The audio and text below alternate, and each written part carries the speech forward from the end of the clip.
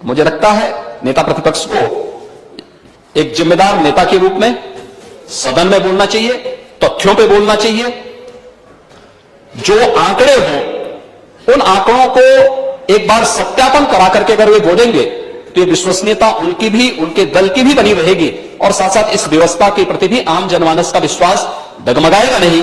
और यह अगर विश्वास डगमगाएगा, ये लोकतंत्र के लिए बहुत खतरनाक दिन होगा, क्योंकि जनमानस की भावनाओं के विरुद्ध जब भी कोई आचरण कोई व्यक्ति करेगा तो वह अविश्वास की स्थिति पैदा करेगा और वो लोकतंत्र के लिए सबसे खतरनाक दिन होगा।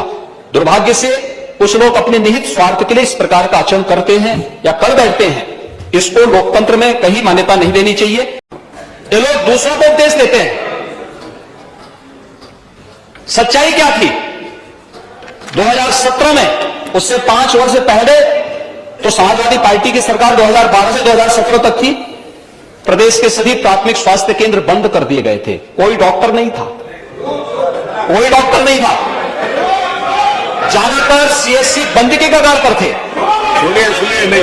और यही नहीं, जनपद और जिला चिकित्सालयों की स्थिति भी कितनी दयनीय थी, जर्जर स्थिति थी।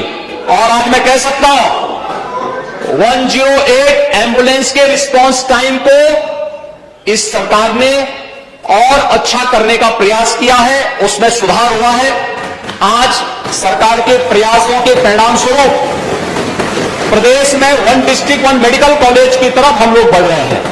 आज मैं कह सकता हूं उत्तर प्रदेश के अंदर डबल इंजन की सरकार का ही प्रभाव है और संयुक्त कार्रवाई का ही परिणाम है कि आज प्रदेश के 69 जनपदों में एक मेडिकल कॉलेज या वो बन चुका है या बनने की ओर अग्रसर है, उस पर कार्रवाई चल रही है।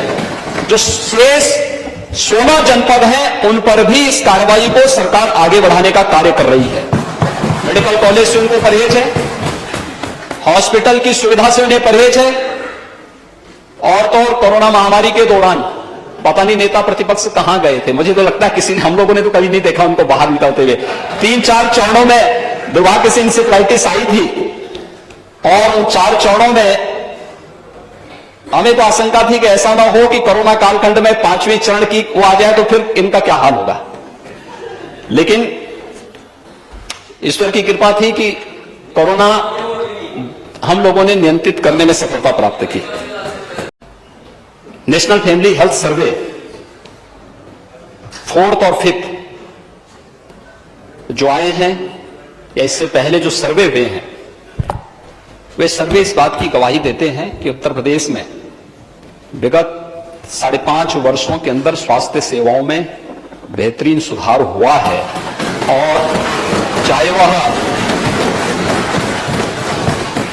एनीमिया से जुड़े हुए मामलों में सुधार का प्रश्न हो, ये नेशनल एवरेज से अच्छा हुआ है।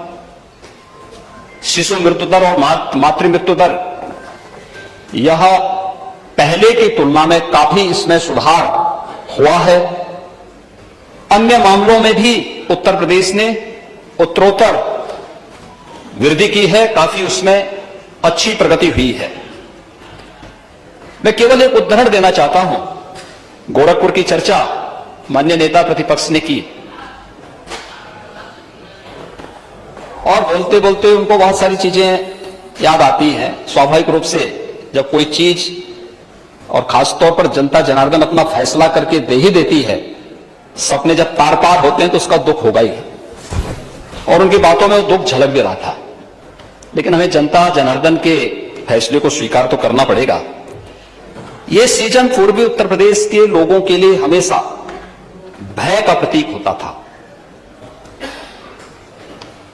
एक कंपकपी छूटती थी जुलाई से लेकर के नवंबर तक। इंसेफ्लाइटिस से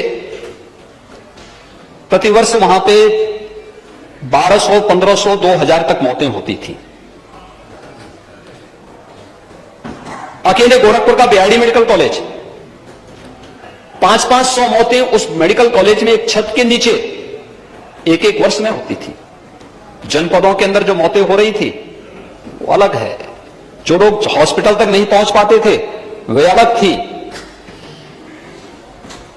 डबल इंजन की सरकार का ही प्रभाव है और संयुक्त कार्यवाही का ही परिणाम है। इंसेफ्लाइटिस आज 0 तक पहुंच रही। इंसेफ्लाइटिस से होने वाली मौत 0 पर पहुंची है। नेता प्रतिपक्ष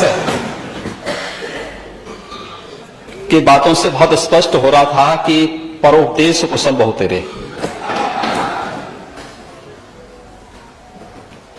और उनको यह भी नहीं पता था कि वह जो बोल रहे हैं आखिर किसको बोलना चाहते हैं। इस प्रदेश में 4 बार समाजवादी पार्टी की सरकार रही है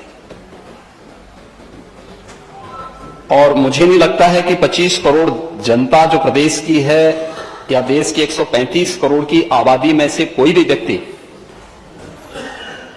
जो राजनीतिक रूप से उनसे उपकृत होगा, उनको छोड़ करके शेष कोई भी समाजवादी पार्टी को एक सही नजरिए से देखता होगा।